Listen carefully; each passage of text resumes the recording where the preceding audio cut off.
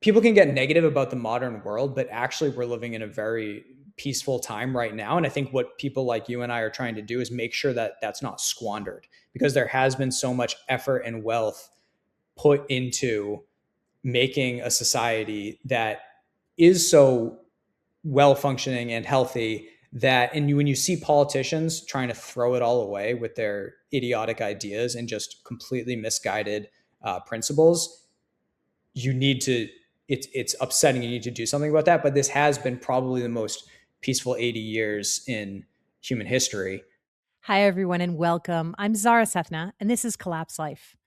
Before we get started, please like this video, subscribe to this channel, and think about sharing it with anyone who's thinking about building a practical plan B. Today, we're going to be talking about what it really takes to build a homestead, not the fantasy version, but the real life version. How do you choose land, find water, build infrastructure? How do you deal with breakdowns and figure out whether this is the kind of life that actually makes you more resilient? Our guest is the writer and homesteader Joe Jarvis, who joins us from his homestead in Tennessee. And I just want to give a shout out to Ben Bartee for connecting us. Joe, it's so great to have you with us. Oh, thanks for having me. I'm excited to talk about the homestead. And you're Yeah. actually getting like a preview here from inside the house, where my videos on YouTube are behind. So if anybody's following along there and seeing this, we're a little further ahead. You're getting there, which is great, which is great. Yeah. So I wanted to start kind of at the beginning. A lot of people these days talk about having a plan B, and very often that involves moving onto land and putting in backups and building some kind of homestead like you're doing. Um, from the outside, for a lot of people, their friends and family might think that either sounds very romantic or it sounds very paranoid. So I wanted to get a little sense of your experience and what problem you were actually trying to solve by doing this. Yeah, I need to think about how far back to even go, because this goes back at least over a decade to living in Massachusetts, and things are expensive there. There's high taxes, there's not a lot of land, it's cold winters. And I had this dream of owning land for quite some time. And from there, luckily my family is on the same page, so it's not really something I have to explain to them. Everybody's sort of gets it. And my sister already wanted some land in Florida, so I moved down there with her and her husband, and I worked on their property for a while. And you brought up Plan Bs, and there's a lot of different aspects to it. So I sort of took a detour to Puerto Rico Mm. for the taxes, and that's what actually allowed me. There's a great tax situation there. It allowed me to save up some money so that I could actually afford my own homestead and land, because that was always sort of the ultimate goal, is to get that piece of land, get a little bit of self sufficiency, and just have a little bit of something that you can. I don't want to say retreat. We were talking about this a little bit before we joined here. That are we retreating to something in a bunker and trying to hold off the world, or it's really just the lifestyle to me. I mean, I Mm. like the woods. I have been foraging wild and edible plants for a long time, and so it's a natural habitat to me. But it was a long time coming, and even now it's been 2 years since bought the property, and I've been building this house, and it's all sort of blurring together when you're this busy trying to do so much. Yeah, I mean, it's a big project, and it's there's a lot of time and work and cost bound up in it. So it makes sense that it's been something that's been playing on your mind for a while, and it's not just like, oh, I got to get out of here, panic, get yourself to the country. I think that may be sometimes where people find themselves, like they're used to either an urban or a suburban kind of lifestyle, and then they think, oh, the world is going nuts, I need to get myself out to the country. And um that's often where the whole thing starts to kind of unravel for people. So I just wanted to kind of get a sense of your thoughts on the mindset that it takes to do what you're doing. I mean, you're not Yeah, going radically living in the woods in a hand built cabin. right. You're still sort of connected into systems. But what um, Exactly. what mindset or risk tolerance would you say people would need to succeed? It's interesting because looking at different properties, the best deals you're going to find are very far from a lot of civilization. And so a lot of people might do that and then realize it's 45 minutes to the grocery store. So when I was actually looking for property, um, my partner and I, Peter, we built a spreadsheet and we put things down like how far is it from Home Depot and how far is Mm-hmm. it, or I don't even like Home Depot anymore, but Right. how far is it from a home supply store and a things like a Walmart, Right. and just a certain amount of civilization that's just going to make life a lot easier, because every single time you're doing a project and you're building something, you're gonna need to run out and get something at Ace Hardware and to finish it. So that really could slow you down if you're not close enough to those things. So we didn't even look at property that wasn't in certain parameters, the stores and everything. We actually wanted an international airport Mm. within a certain amount of distance. So it rules out a lot of area and it does bump up those prices a little bit. Uh, Yeah. as it stands, we're a little more than an hour outside of Nashville. And I think it's been a pretty smart decision in terms of that location. 45 minutes from a big Home Depot, but 15 or less than 15 minutes from an Ace Hardware. So Okay. it's a sort of in between, and we are in the um, county, so it's unincorporated land. We're Mm-hmm. having to deal with local land regulation sorts of. Inspections and things like that. Yeah. Well, Yeah. there are inspections for the building, but it is pretty lax. So there's different counties in Tennessee, and some have the inspections required, and some don't. And actually, Mm. originally we were only looking in no inspection counties, but then we looked at a piece of property that was in a county that requires inspections, and it was too good to pass up. So Mm. it ended up sacrificing there. You got to make some Yeah. certain choices. And then I think the other thing you were maybe alluding to was that we wanted to go off grid, but we opted not to go off grid at the beginning. Mm-hmm. It was going to be a major cost. I'm thinking about it right now with the amount of batteries it takes to go all solar.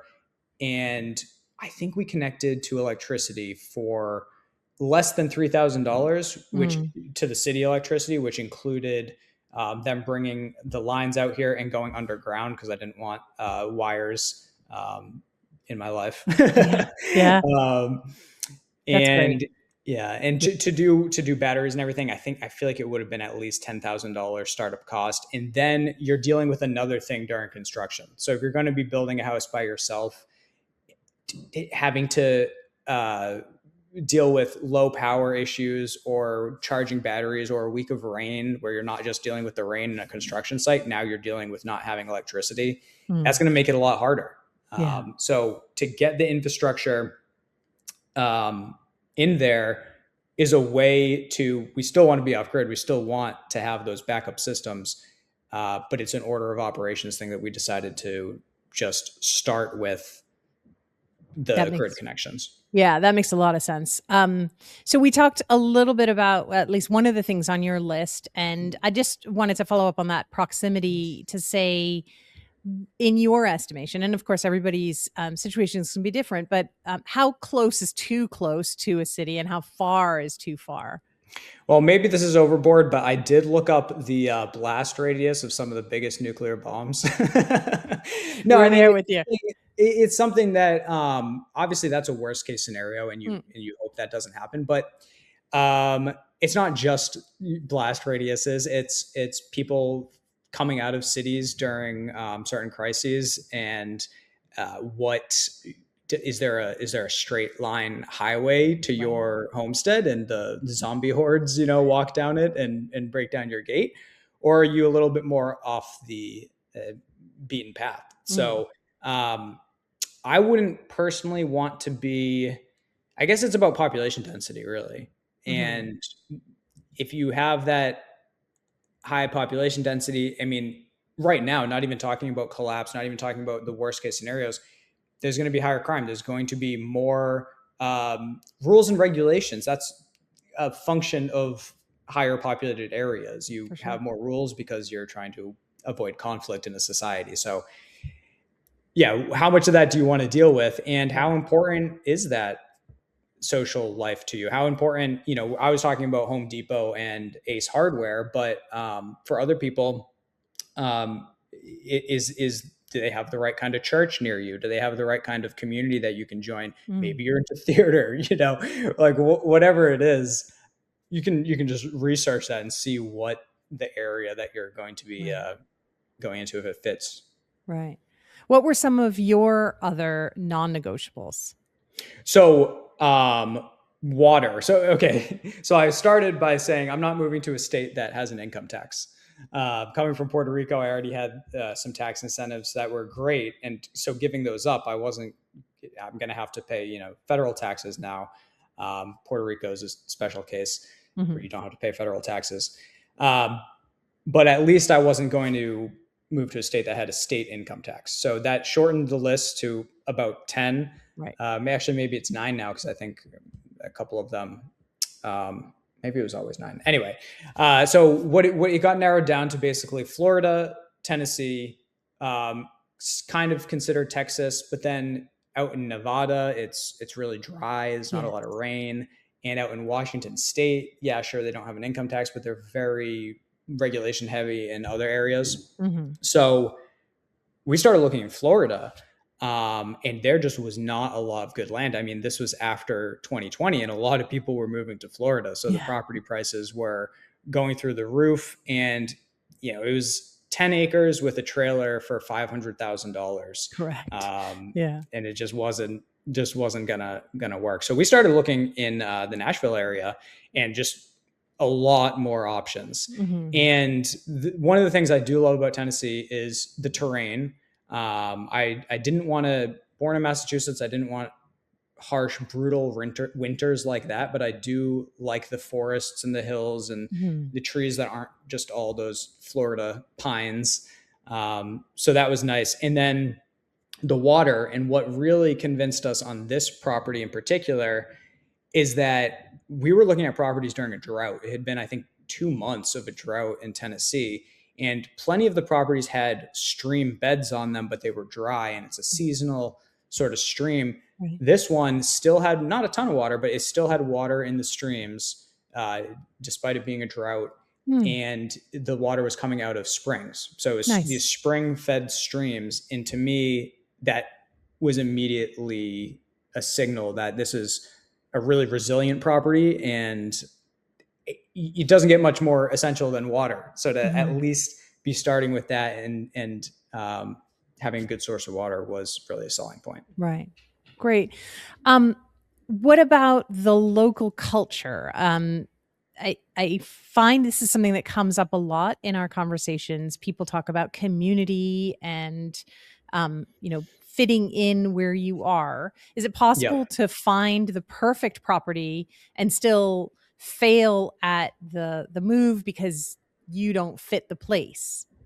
I'm sure it is. This is a could have a hours long conversation of this alone, because it's been a years long process that I've sort of searched for that community, and I'm not sure it exists to Mhm. plug into right now what I have in mind. And that's actually sort of why I wanted to buy property as well, is because I kind of want to create that community. And that's not to Mhm. say I want to move into a town and completely ignore the outside world and invite a bunch of my friends in and say, you're doing it wrong, because we actually have met a lot of great people here.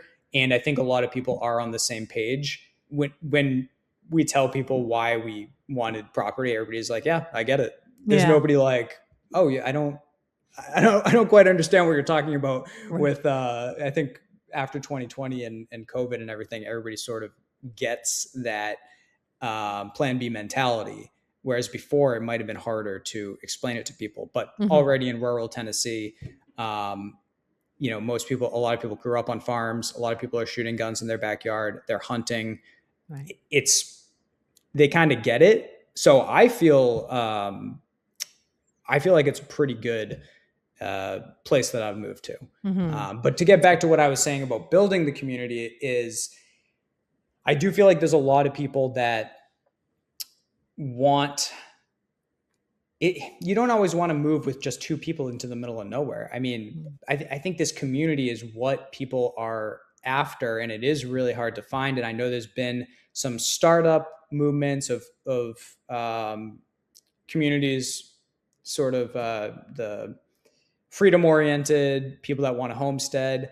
And a lot of times, sometimes it's religious and maybe you're not very religious, or it has, there's some that are like white supremacists and you're like, okay, well, I'm not going to do that. Right. So it is tough to find one to plug into. So I don't know, maybe as I try to do this and try to bring people into this and say, does anybody want to do a sort of trade, work on the property and have a place to live? Does that appeal to people? You can work on your own projects while doing some work here. And that's what I did basically when I moved down to Florida onto my sister's property. I worked for my rent, and we did have, that little community there. Mm. So there's so many different versions of what people are after, and I guess I'm still trying to figure that out myself too. Yeah. Yeah. It's a tricky one, but I think it's one of the most elusive pieces. So it's good to hear that you found a place that at least is welcoming in the sense that nobody's raising an eyebrow and going, "What are you doing here?" So Right. that's really good. And It's those a great places starting exist. point. Yeah. Yeah. Yeah. But it's hard to know until you're there how people are really going to react. If you're just visiting property with a real estate agent, it's hard to get a sense. Right. But you can spend some time talking to people and you'll get a hint. What Yeah. about what about size? Did you have a rigid size of land in mind, like no less than X number of acres? Yeah, Does I that did. matter, do you think? I think it does.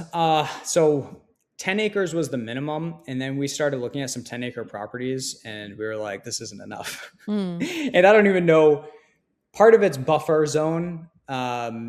Again, with the whole dense population density thing, the further you are from neighbors, the less conflict is invited. You don't yeah. have disputes over lawn mowing or whatever else. Part of it is one of the things I like to do is forage for wild edible plants. So that's something you need a little bit more land on for that carrying capacity. You're not necessarily going to find everything you're after on just a few acres. And then I wanted plenty of room for expansion, room for whatever I want to do. Do I want to put up another building? Do I want a pen for some animals, some livestock, another garden bed? And even 30 acres, once you start, I can't really have a herd of cattle Right. even on this amount of property. So there is no downside to having the more land, especially in Tennessee, because the tax situation is actually really good. If you have your land in Greenbelt, the property taxes are very low. So from that perspective, you can go as big as you want. I guess the constraints in other places would start being taxes and maintenance, but I'm not trying to maintain 30 acres. It's mostly forest, so I'm not out there, trimming the hedges every day. I think if you had fields and you were trying to keep them mowed Right. or in hay or really manicured, it's going to be a lot more labor. Even just trying to keep the area around the house cleaned up is quite a few hours of Yeah. time. Yeah. It's something that I definitely think needs to be considered. And everybody again is going to be slightly different. So it could be that 5 acres or 8 acres is enough for some people and not Yeah. even the consideration for others. When it comes to food, foraging, and growing your own food, are you striving towards complete food independence? And on that note, is that even realistic, or is it just more about being as resilient as you can when it comes to food? For me, it's about being as resilient as possible because don't, I mean, you could absolutely be completely food independent. Does it make sense though? It's the whole point of a good functioning free market is to specialize in trade. And I think that makes a lot of sense. If you're in a community that's all doing this, it still makes sense. I luckily have a local place that I go to for beef, and I drive past a lot of the cows on the way there. Mm. That's actually something I love about this area. It feels very um, anti-fragile because there is a lot of that food production in the area. So Right. there's already water, there's cows in the field, they're eating grass, they have water. At some level, I'm like, these cows are in this proximity. They're right here. There are enough calories in this county to feed this county, I'm pretty sure. Mm. Am I going to be all self-sufficient on my own? I mean, that's a great dream, and I think with certain automation, we don't know what the robots and AI is going to be able to do in the next few years. Could have an automated greenhouse that pumps out all your all your veggies. But for right now, just the way things are, I think doing what you can and focusing on the things that you need the most. I mean, and then trying to build up those networks to trade with and find people that do other things better. I just think that's the smartest way to do it, just Mm-hmm. because you're not wasting your time on things that you're not good at or spreading yourself so thin to try to do everything. That's correct. Yeah. One thing we haven't even thought about yet is getting animals, which, well, we've thought about it. We're going to get animals at some point, but to try to build a house at the same time and establish everything else while taking care of the animals would have been completely overwhelmed. Right. Are you building your house completely yourselves? Mostly, but we have hired contractors for specific parts of it. So we hired out the foundation, the slab foundation. Then we did all the framing. We hired out the windows. And then we continued, we did the roof, we did the siding. And then we did hire an electrician. Mm-hmm. We hired uh, spray foam and drywall, and that accelerated the project really nicely. Yeah. We kind of get bogged down, and we didn't want to be there for 2 months sanding the drywall and trying to finish it. Yeah. So we did accelerate it in a couple ways like that, but mostly, yeah, we're basically the general contractor as well, and that's where you can save a lot of money. Yeah. I know that alone is going to be a huge fee. And so acting as a general contractor and hiring out the contractors that you do want to come in, but then doing a lot yourself. And that's what we're doing. It's definitely one to consider. So later on, I wanted to talk to you about kind of who should consider something like what you're doing and who might not be able to. And those are the kinds of things I think that come into play. So were there any systems? I mean, we talked about water and food and shelter, power.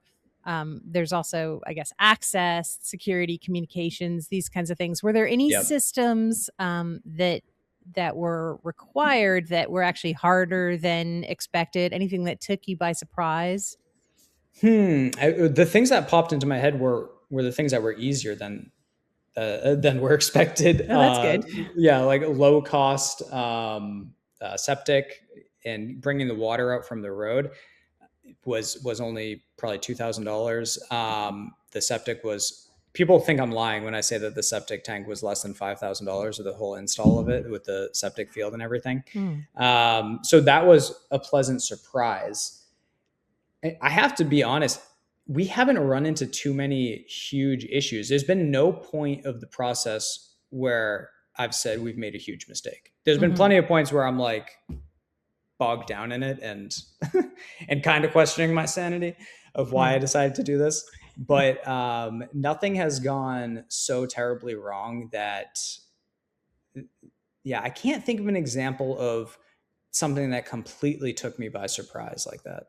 Okay. Well, that's good. And I think the other thing is that what you're doing, maybe 10 years ago, your peers might have thought that's nuts. And now it's actually becoming slightly more normalized. So, I think it becomes easier because all the services are available to do what you need to do, but also that there's just a sort of lower bar to the emotional aspect of it, which is, okay, you bought property, you're building a house. I get it, as you kind of already mentioned.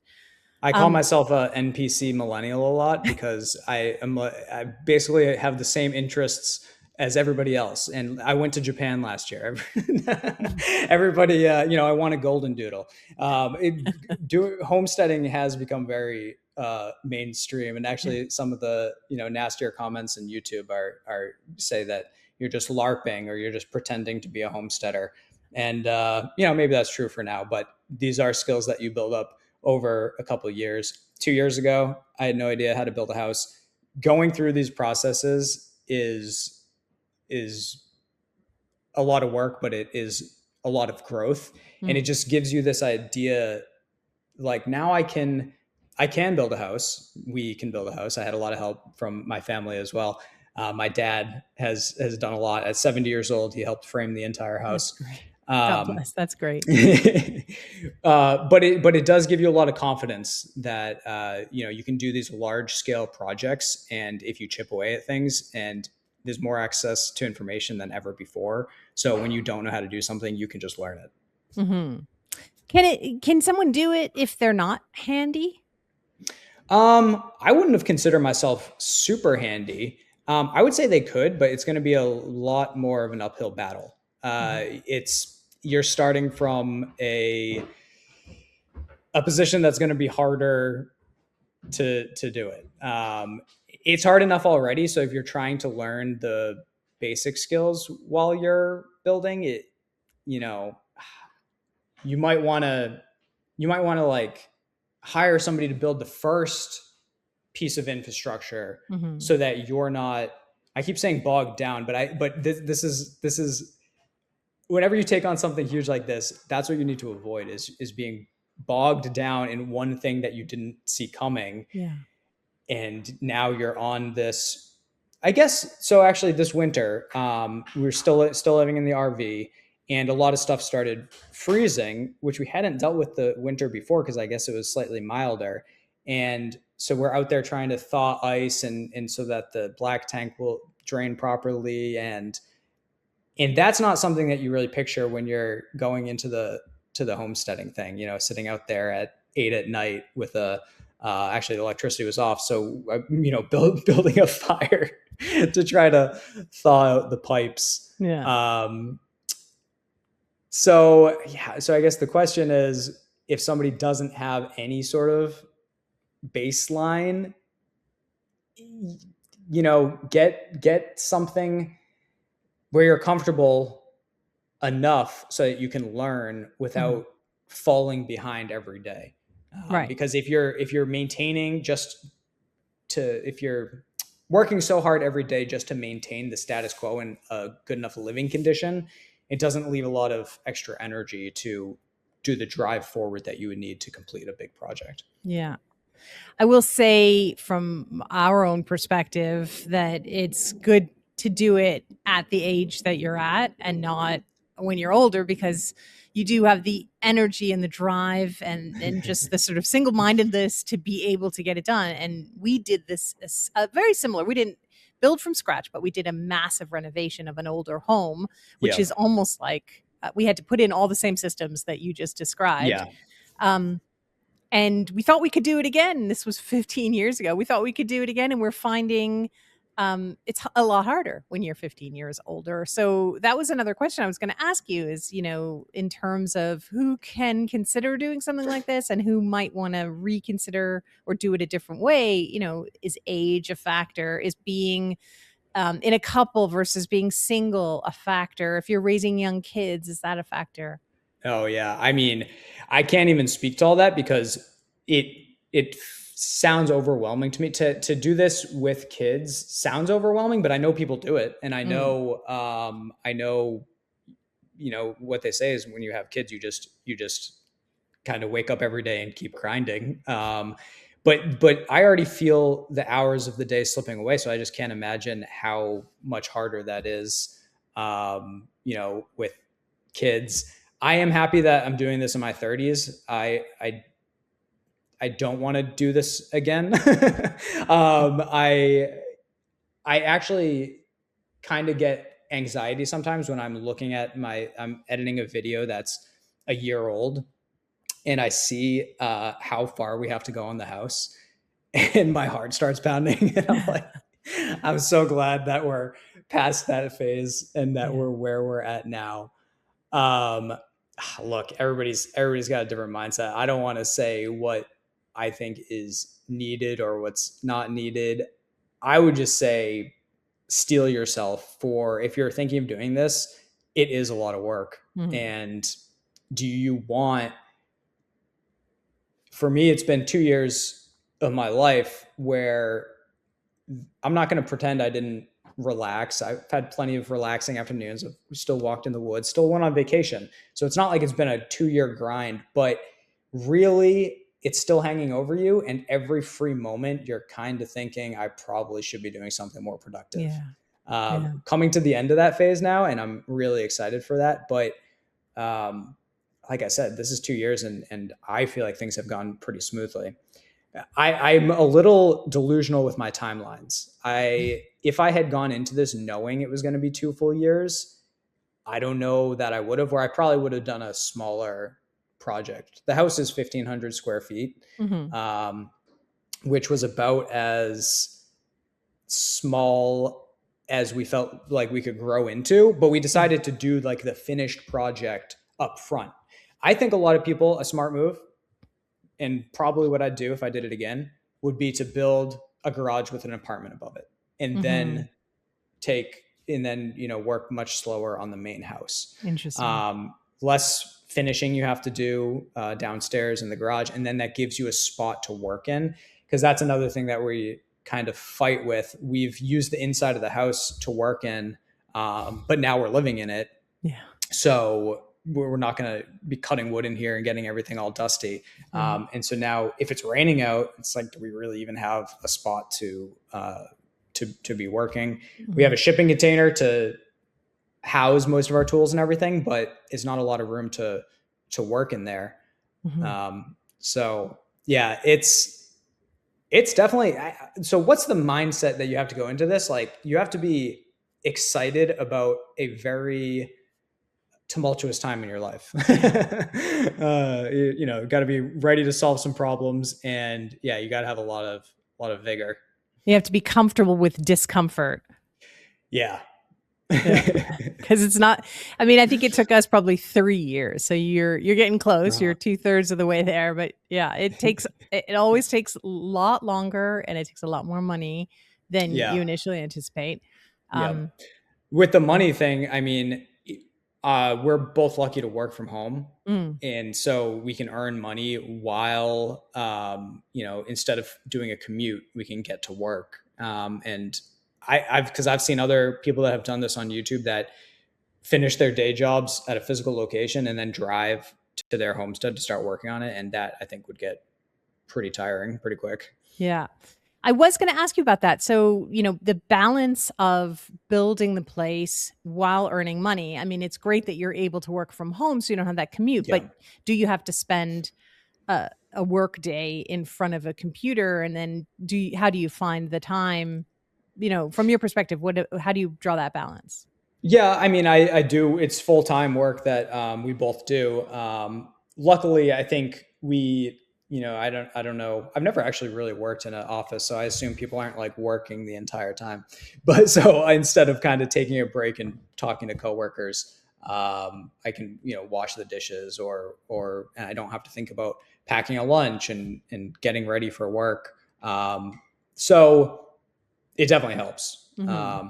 I It actually, in a sense, needed to take a couple of years, because when you are paying for these things out of pocket, Hmm. helps to be able to earn the money while you're doing it. And of course, I had saved up from the great tax situation in Puerto Rico, but it's never enough.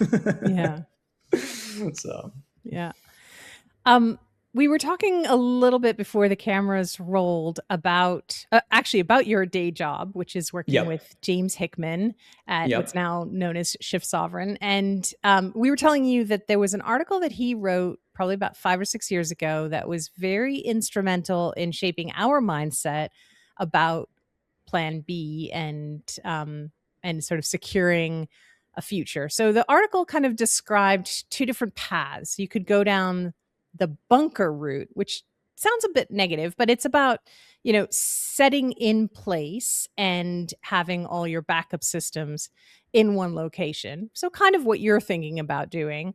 And then the other alternative is kind of like a passport route, or being a bit of a nomad. Yep. Um, and it really changed our way of thinking about things, and how, you can really plan for a particular outcome and then see things go a different direction. And unless you're flexible enough mentally and physically to be able to change tactics, you can get a bit Mhm. stuck in, and then the outcome that you've planned for may not arise, and maybe something completely different. So how do you see the difference in those two scenarios? Yeah, I don't think they're completely mutually exclusive. I think you can do both. Buying a property, you are making a bet on a place being relatively stable. Throughout history, plenty of people have lost their properties, whether it's an invading army or a government that starts asset confiscation. I would be devastated if that happened. Uh, if I wasn't able to keep this property and it was just all lost, all that effort, 2 years of my life, hundreds of thousands of dollars. How do you come back from that? Luckily, I could come back. I don't want that to happen, Of but would course. my life be over? Would I have to, you know, you want both. I don't see a way of plenty of people like that lifestyle, the nomadic lifestyle. And if that's, you can save a lot of money and you can put it into something else, or maybe you have properties all around the world Mm, and you have some dexterity there and you have that optionality. That's not a bad idea, but most of us are dealing with limited resources where you have to choose what to do with the resources that you have. right.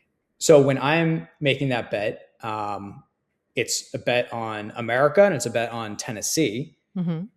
Do I think Tennessee is a good place to be in the United States? Does the United States have a lot of risks? Absolutely. It has mainly, I think, currency risks, probably, but then a lot of things stem from currency risks. Once a government starts going down a horribly irresponsible fiscal route, you start seeing things like asset confiscation. You start seeing uh, higher taxes, and you can have all sorts of social strife as socialists try to get elected and inflame Mhm. the rich, and you have more riots in the streets and everything like that.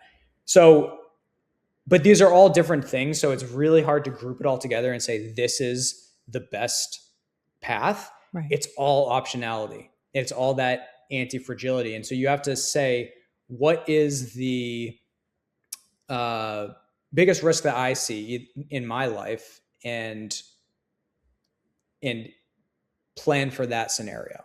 So Mhm. for me, I did decide that the property was what I wanted. I don't see it as being necessarily a bunker mentality here because I Mm. wanted it anyway. Right. I kind of see a bunker mentality as doing something that you wouldn't otherwise do to prepare for the worst case scenario. Whereas I think a healthy plan B is doing something that benefits you in any scenario. So Right. right now, I live on this beautiful property, and if everything stays fine and the dollar stays strong and whatever, I haven't lost anything. I hope I can pass this down to future generations. I Right. don't plan on selling this. Um, if things do go wrong, there's a number of scenarios where this property would help me. And of course, there's a number of scenarios where it would become a liability. Mhm. I once you have animals and everything, uh, it's even hard to go on vacation unless you have the help Right. around the property to take care of that. So I think from my own perspective, I guess instead of trying to think about what other people should do, I'll just say, what I think of as a plan B. Um, having investments are a big part of it, I think, because to protect yourself from uh, a dollar collapse, which again I see as the most pressing thing that's going to affect me, Right. A devaluing dollar, it's already been devaluing. So it's just talking about how quickly that happens. So at Shift Sovereign, we talk a lot about real assets, and those are obviously gold. We've seen how much gold has gone up because central banks want a stable currency, Mm-hmm. and they have been using the US dollar for 80 years, and they decided that is no longer a safe bet, Right. or they want to diversify. So it's the same thing. You diversify into things that have a 5,000 year history of maintaining value, like gold.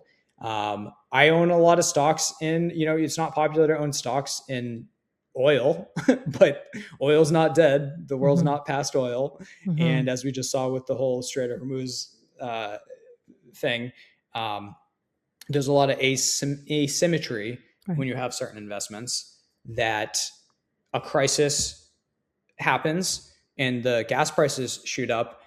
And I said, I actually get enough dividends from Petrobras, the Brazilian state-owned oil company, that whatever so far the extra gas I've had to pay for this year is paid for. I see that as some hedging, Right. where you're at least going to on the one hand, yeah, my cost of living just went up. On the other hand, I had the right investments to hedge that. So Mm. I definitely think of the plan B a lot from the financial perspective, and that is a change. I used to think of it a lot more from the, if the lights go out, am I going to be able to have enough food in my backyard? And obviously, I still do that. I've planted over a dozen trees since Mm-hmm. I've been here. Pecan trees and chestnut trees and fruit trees and everything, because I saw that as a relatively inexpensive way to invest far into the future for relatively little effort too. I want a garden, but again, didn't get animals for the same reason I haven't started a garden yet, because it is only so many hours in a day, and there's only so much Exactly. you can do. And Yeah. right now, I can still buy inexpensive groceries. So that I didn't feel like that was where my effort should go right now. And Mm-hmm. it's always a little bit of a race against the clock. You don't know when something really bad is going to happen. You want those insurance policies in place before you need them. But we're living in reality, and there is limited time and limited resources. I guess, yeah, does that answer your question? I guess mostly Yeah. financial is where I think about the plan B these days. And I guess the property is checking off that other big box, because you have the financial box and then you have that self-sufficiency box. And it's a little bit of Right. that balance. No, I think the perfect part of your answer is this is something you wanted to do anyway. So it's not like you're Mm, giving up a life that you always longed for to do this right. other thing that you kind of hate, but you feel like you need to. I think that's the balance of the mindset and just having fallbacks. So optionality. So you would Yeah. have another place to go if, for example, your place got damaged by a tornado. You have family or friends, Yeah. or you've thought through what might happen if dot dot dot. Right. Um, And I would love for the next phase of this to be more internationalization. mm, I hear that Argentina is thinking of doing a citizenship by investment program, which Argentina stays on the current path that it's on, it could be a great place. I know I was kind of joking about nuclear war earlier, but I mean, it is in the southern hemisphere, and there is different, when if in a worst case scenario that happens, it's going to affect the northern hemisphere a lot worse than the southern hemisphere, based mm, on where those major powers are. mm. So thinking about that geographical diversification, I think that would be really cool. It just hasn't been a priority for me yet, Right. And and you I can only still, do one thing at a time unless you're yeah, exceedingly wealthy, which most of us aren't. right. But that internationalization piece of it is relevant, and it kind of goes back to the idea of like choosing one place and building your homestead versus going on the nomadic route. And more when we talk about that kind of idea, the answer comes back, and it comes from us as well. Is anywhere safe? And I say safe in quotes because it's not really seeking safety, but if Yeah. things go beyond a certain point in one country and you want to be able to move to another country, very often, the conversation goes to, well, is there going to be anywhere that you can go where you can kind of get out of this massive global digital dragnet. And what Right. would be your response to that reaction? I would say there is never a set it and forget it. There is never like a I've done it and now I'm done. Mhm. And that is a really unfortunate answer, I think, for a lot of people, because it's always a moving target and it's just life. You always have to have some sort of, obviously we all want to be able to, build up enough optionality or whatever for the next phase or to have kids or to retire. And that's great. And you can do that. But is there any ultimate answer where you're completely safe? It's just not. I Mhm. mean, the people can get negative about the modern world, but actually we're living in a very peaceful time right now. And I think what people like you and I are trying to do is make sure that that's not squandered, because there has been so much effort and wealth put into making a society that is so well functioning and healthy that, and when you see politicians trying to throw it all away with their idiotic ideas and just completely misguided principles, you need to, it's upsetting. You need to do something about that. But this has been probably the most peaceful 80 years in human history. Mm.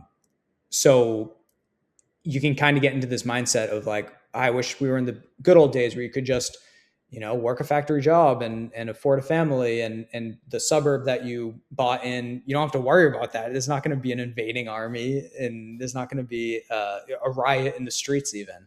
Are we moving into a different phase of the world? I mean, it certainly seems like that. This is the fourth turning. This is the crisis that has been pushed off for so many years, and that's going to be an uncomfortable time. So maybe when the smoke clears, there'll be a very clear answer. Maybe there'll be a completely different system in the world, and you will be able to be like, finally, I can buy this piece of property, and that's basically it. And I'm safe, and I have these structures in place. That's, I mean, a long-term goal of mine to work towards something like that, to have, the United States did pretty well. It had a pretty good constitution, hasn't prevented all the negatives that we've seen, but it was a step in the right direction. And I think it can be improved now. And I hope that in my lifetime, we get to see those systems with even better rule of law, even better respect for individual rights. And that once you implement those systems, you do have a place where you can kind of say, here it is, here's that safety. Right. But we're still trying to build it, right? Yeah, we're not quite there yet, but no, that's a hopeful place to start kind of bringing this conversation to a close. I guess for anyone who is inspired by what you've been doing and has been thinking about doing something similar but hasn't taken that first step yet, what would you say? Where should they start? What is the worst thing to do as your first step? I mean, the worst thing I think is to do something without planning, is to jump into something on a whim or all emotion and no planning. Probably the best thing to do would be to plant a garden in your backyard, or if you're in a city, in a window, and see if you even like it. Do you like digging in dirt? Yeah. If you're that far, if you haven't done anything like that before, just, if you have a yard, do you like raising 3 chickens? That's not that hard. You can do that almost anywhere. So it's really just, you can take small little steps to try these sorts of things out before buying, a 30-acre property in the middle of nowhere.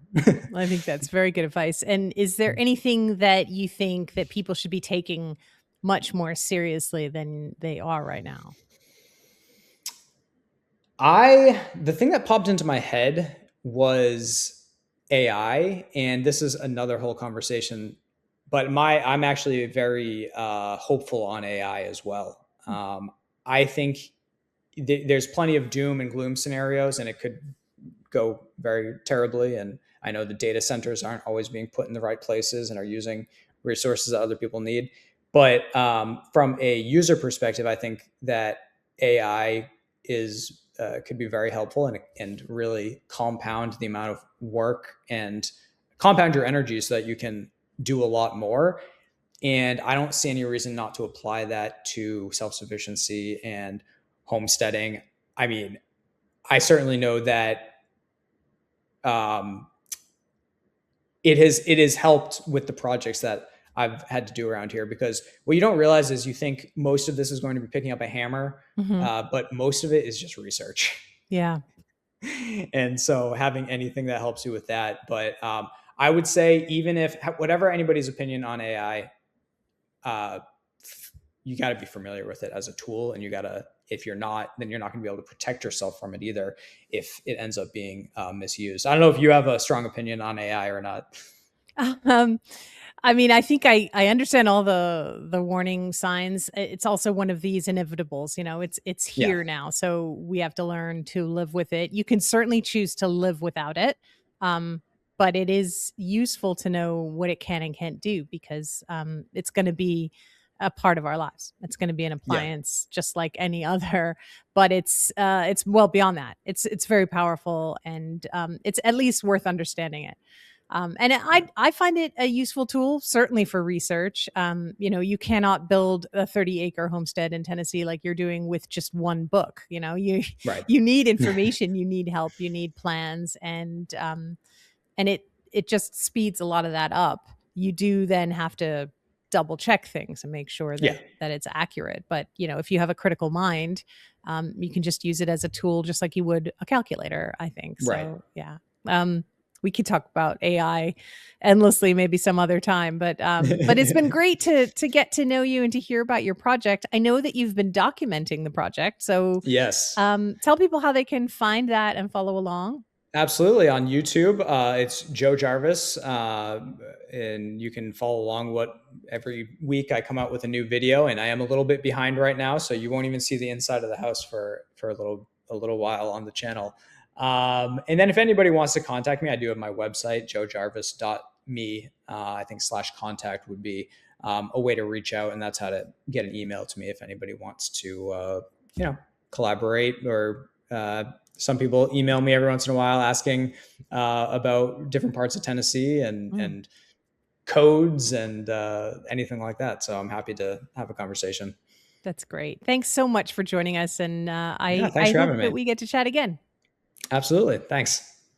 And thanks to everyone for watching this. If this conversation was useful to you, please like the video, and again, share it with someone who is thinking seriously about what practical preparedness looks like for them. To go deeper into what's breaking in society and what we can still do about it, please head over to collapselife.com and hit that subscribe button. Free subscribers get all the latest news, but paid subscribers go to the next level. They get the deeper level analysis, the exclusive community discussions, and tools to put their plans into motion. If a monthly commitment is too much for you right now, we do understand. You could also help us out with a one-time gift via the donate button at the top of our homepage. Either way, thank you so much for the support. We'll see you again next week. And in the meantime, just keep your chin up. It's only collapse. See you soon.